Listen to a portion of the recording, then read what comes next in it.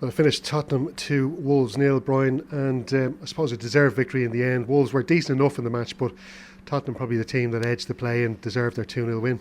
Yeah, I think overall Spurs probably more of a threat in the attacking positions, and that was crucial. The ability of Harry Kane to make room to get a shot and get a shot away quickly and hold players off. In contrast that to young Fabio Silva playing through the middle for Wolves. While he got into good positions to score, he wasn't able to take those opportunities, and ultimately that proved the difference between the sides. I suppose the fact that Spurs had that more of a clinical edge about them in the attacking part of the pitch.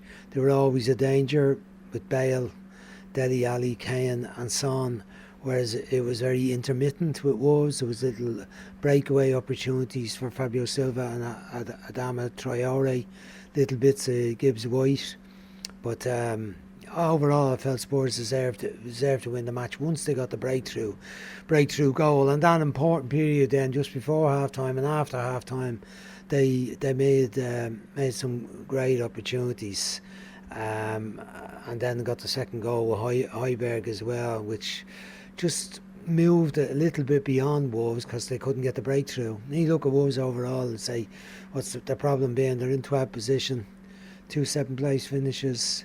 They've only scored 35 goals this year in 36 matches, and that tells you the tale.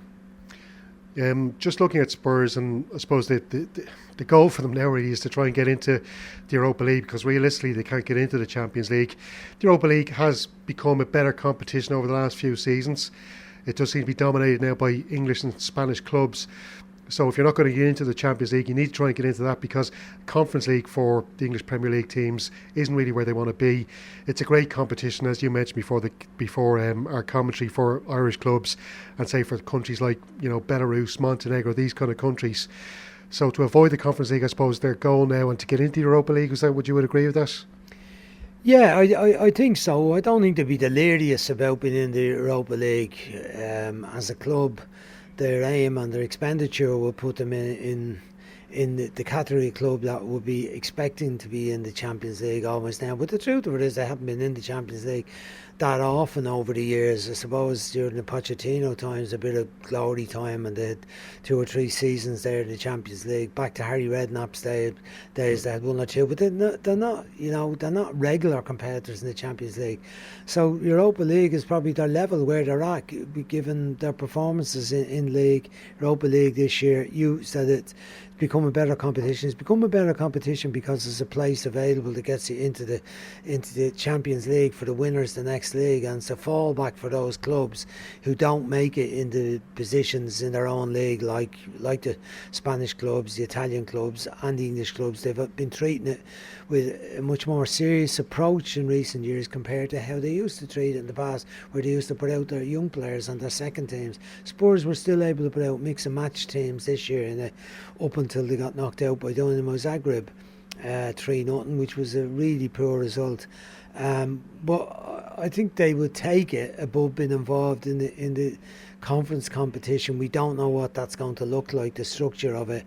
The fact that we're discussing one of the English teams possibly being in it makes it sound a bit better, and if there's 1 or 2 Spanish teams in it and 1 or 2 French teams in it, suddenly becomes, maybe it's not such a bad competition to be involved in. But it won't have the profile or the rewards that the Champions League have for clubs, or I suppose the satisfaction or the attraction for players to come to a club. If Spurs are trying to attract top class players next year, it's not going to help them, whether in the Europa League or the conference, the 3rd level competition. And then of course the other question is, who is going to be signing those players? Because it seems to be taking a bit of a while now, this managerial appointment by Daniel Levy. The talk from the club is that they're taking their time to really analyse who's available, or even if they're not available currently, managers at clubs, who will be the best man to come in and manage Tottenham. Ten Hag at Ajax has signed a new deal with the Dutch club, but they are saying that it doesn't mean he's totally unavailable. Of course, Brendan Rodgers has been mentioned, the Leicester City boss. Graham Potter at Brighton is another man being mentioned, and Roberto Martinez, the former Everton manager, of course, is in charge of the Belgian national team now. Who do you think is the best man? Because Nagelsmann seemed to be the best candidate, but then they lost him Well, what I'd say to you is that before they sacked Marino, before the League Cup final, they should have thought that through. But that seems now, when you look back at it, I mean, at the time I thought it was a mad one to sack the manager before the cup final, the week before the cup final, and not have anything ready in place. And you look where they are now. Ryan Mason's only a young lad who's only finished playing within the last couple of seasons because of a head injury. He has control of the team, the picking, the coaching, the selection, the players, and whether some players get the hump with him and get annoyed or frustrated because he doesn't fancy them. He's not going to be there too long. And you look at, what else has happened. Chris Powell is there. He's the most experienced person that seemed to be around. Maybe they should have given the job to him. But it sounds like they didn't really think it through, and it was a bit of a rush of blood to somebody's head, and they said, well, we've had enough Marino, we get rid of him before the cup in case he wins it. They went out and played against Manchester City as if they were a team playing in Division 4 football, playing against Manchester City. They never had to go, sat back in their own half, hoping on a counter-attack. Marino got away with that earlier this year. They won 2-0, but it was a better structured, they were better organised, and there was a real clear plan about it. But it was about getting away with it, which it often was with Marino. So they don't seem to have a plan. They're obviously out there divvying around, hoping that they'll come up with someone like Pochettino, who was a bit of a dark horse at the time, to come in and worked out to be a very, very good manager for them. So what do you think they need, Brian? Is it a manager who has experience, who has won a lot of trophies, or should they be looking at a young, ambitious manager, say the likes of Graham Potter, somebody like that? I would be happier if they got someone who is more experienced. If they could get somebody like Allegri, I think, who has handled a lot of players with big egos and had a lot of success in Italy, and has a style of play that combines effectively the defensive qualities needed to have success and combines attack and play. I think he'd be the type of guy. I think they could do it. But I don't think Spurs is a great attraction to those guys, other than the money that Spurs could pay them. The training ground may be an attraction to the manager. The stadium might be an attraction. The quality of players that they have probably wouldn't. But I think a manager who has had success in the past would look at Spurs and say, there's a lot of potential there. A bit like Marino would say, I think I could do it. But I don't know. I don't think Graham Potter has done enough to say he could be successful at Spurs. His career in Sweden was quite impressive. What he's done at Brighton, he's a couple of years at Brighton. But Chris Hughton put a lot of stability into Brighton and put them in a way that they are a very solid team. That they were probably, in good shape. And in fairness with the owner there, Tony Bloom, there's a lot of investment in Brighton. So he's inherited a good situation and he's done well with it. But, I wouldn't be jumping for joy if I was, and I do like Spurs, but I wouldn't be jumping the joy about Graham Potter being the next manager. It's big decisions to be made. I don't know where they're going to go. I think some of the targets they would have liked to get have gone elsewhere, as you mentioned, the Nagelsmann and Ten Hag. So I don't really know what direction, but he needs to get something sorted out and give the manager a chance to assess the players they have now. Yeah, because he'll need as well to say, for instance, watch the European Championship. You'll need to see if there's any potential signings there. You'll need to, you need to give him. Because I thought the reason they got rid of Mourinho at that time, obviously they didn't want him managing the cup final because there was talk of a bonus and all that kind of thing. But that it would give a new manager time to assess his squad, to see what he needs, and to make the signings in time. That's obvious stuff, Stephen. That's obvious stuff. But I don't know what the so this all goes back to Levy, doesn't it? And that he just seems to be. It does, yeah. But it also, the owner, Joe Lewis, doesn't seem to be very involved in things. Seems to leave it to Levy to run it as his own play toy. I don't know what other people are involved around the decision making process, or who Levy takes advice from. I hope it's not from the agents of the potential managers or players who he's speaking to, because the agents will tell you what they want to hear, what you want to hear about their own man. They're not impartial. They're not judges of the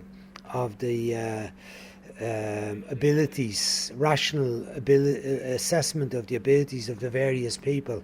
So I don't know where he's at and who they're going for, but whoever is going to do it, they should give them a good go and give them a chance of getting off to a reasonable start next season and having a good off season in terms of the players, assessing the players, seeing them in action for sports, seeing them on the training ground, judging their personalities and whether they fancy them or not. I want to ask you about just a quick one on Wolves, Brian, because we saw Gareth Southgate in the stands.